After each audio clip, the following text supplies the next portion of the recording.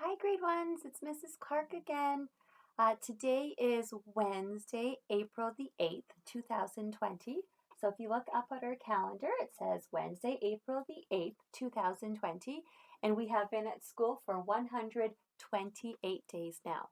Remember when we say 128, we don't say 128, right? Leave out the and. So it's 128 days.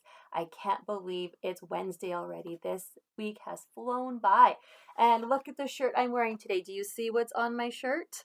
That's right, some bees. So I thought I'd wear my bee shirt today because yesterday was such a beautiful day outside. It felt like summer yesterday, didn't it? I hope you guys all got outside and enjoyed yourselves. It was really nice to see all the flowers blooming and the bees buzzing around pollinating all the flowers. So that was really good to see. So I thought I'd wear my bee shirt today. So today I wanted to do a lesson on our reading strategies, right? So in grade 1, it's important that you keep reading. So I was just going to review our reading strategies so that when you read, you can use them. All right, so let's start with our first one. So does everyone remember this one? That's right, this is called the eagle eye. And this is when you look at the pictures to help you with that word that you don't quite know what it is. So for example, here's a book that our class loves. Maybe I'll read this to you after. Remember this book? So if I'm reading this book and I come across this word, I say, what is this word? I look at the picture. I see a picture of a cow and the word starts with the C, so I know that word has to be cow, right? So that's the eagle eye, looking at the picture. I don't think I'll be able to fit them all on my board, so I'm just going to place them down. But I do have one poster here that has all of them. Okay, so the next one that we learned would be our stretchy snake. And remember, stretchy snake is just stretching the word out slowly and then putting the sounds back together.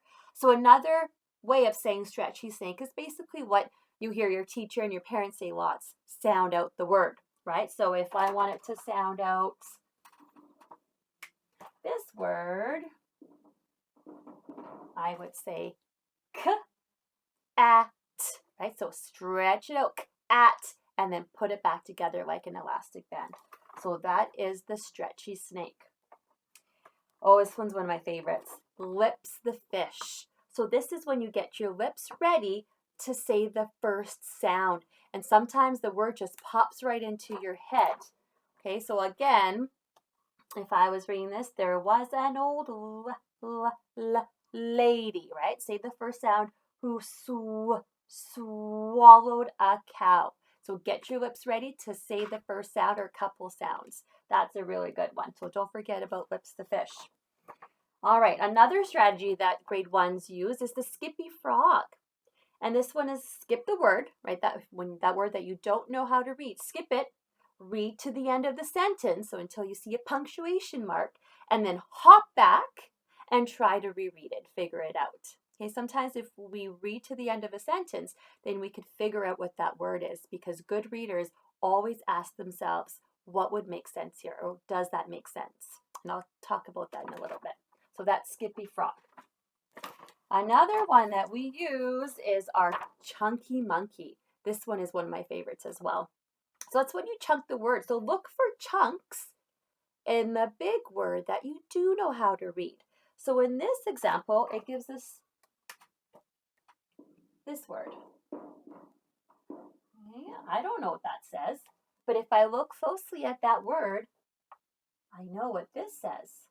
That says and. So then I add the st. So and. Okay, stand. So Chunky Monkey. Look for chunks that you do know how to read. My next one is try and line. It's just reread the sentence. Try a word that makes sense. Remember, good readers always ask themselves, is this making sense? If it's not, you've made a mistake and you need to go back and correct it. So that's try and line. And finally, we have Flippy Dolphin. Okay, and some of you don't know this one, so I'll cover it right now. So Flippy Dolphin basically means flip the vowel sound. So try the other vowel sound if it doesn't sound right. So we all know that vowels say two sounds. Let's cover it right now. So A says ah, and A says A. E says eh. E says E. I says I. I says I. O says aw. O says O.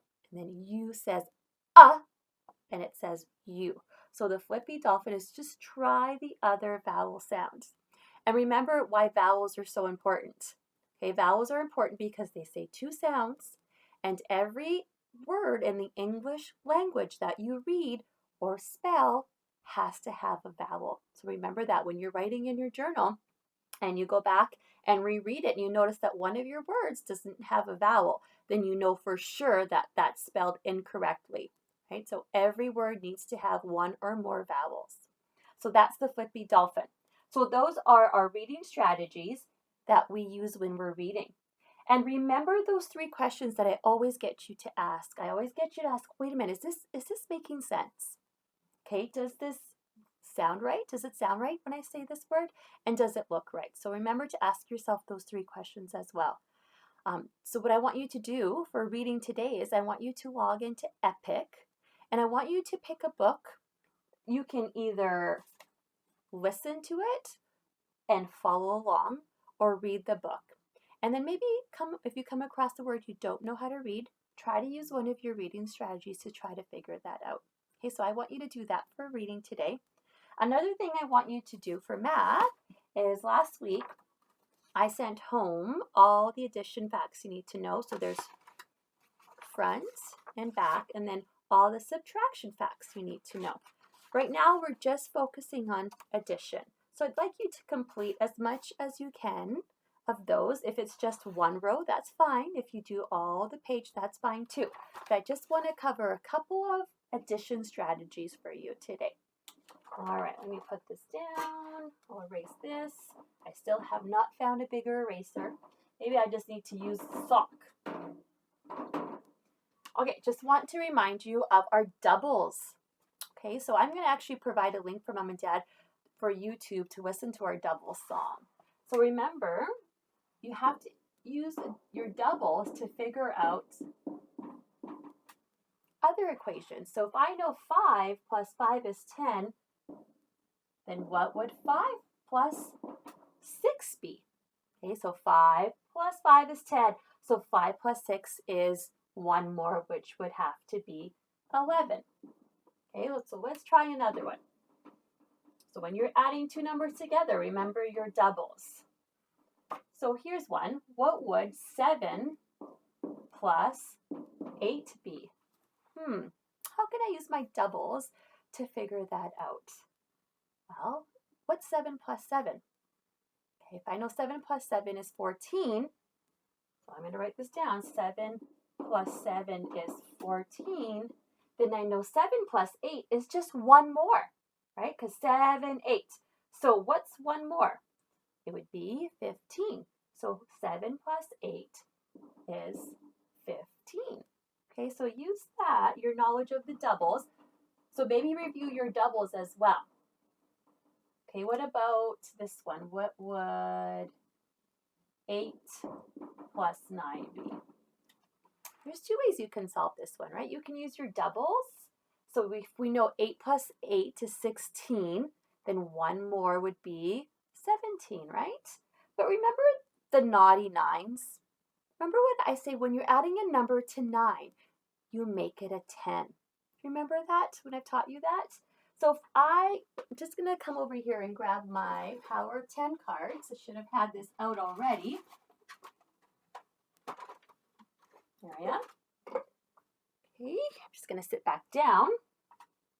So what I'm going to do is grab my 9. So here's my 9, right? Here's my 9. So I'm just going to place it right here. Then I'm going to grab my 8. Place it right here. So do you remember what we do?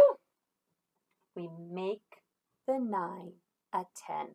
Call it a naughty 9. It takes one away from the 8.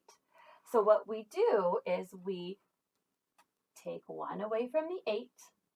We add 1 to the 9. So it becomes, what's 8? Take away 1. 7. And then 9 plus 1 is 10. Wow, adding a number to 10 is so much easier than this, isn't it? So remember, when we add a number to 10, 7 ones, so you just slip the 7 ones into the ones column. So it becomes 17. Okay, so here's my 9. Oh, I don't believe I have. Actually, let's do another one. See if you can do this one on your own. I'm going to take these. Actually, I'm going to leave the 9 up. Take this one down. I'm going to ask you to add 3 plus 9. So I'm just going to actually take my little squares. Oh, 1, 2, 3, 4. Oops, Mrs. Clark made a mistake. That's not 3. Just thought I'd make you laugh there. Remember, even teachers make mistakes, and it's okay to make mistakes. Doesn't mean you should give up, right? Or get frustrated. So here's my 4. There's my 4. There's my 9. So basically what the naughty 9 does is takes 1 away from the 4. Okay, so and then it makes it a 10. So really what I have now is 1, 2, 3 plus 10, which equals easy 13.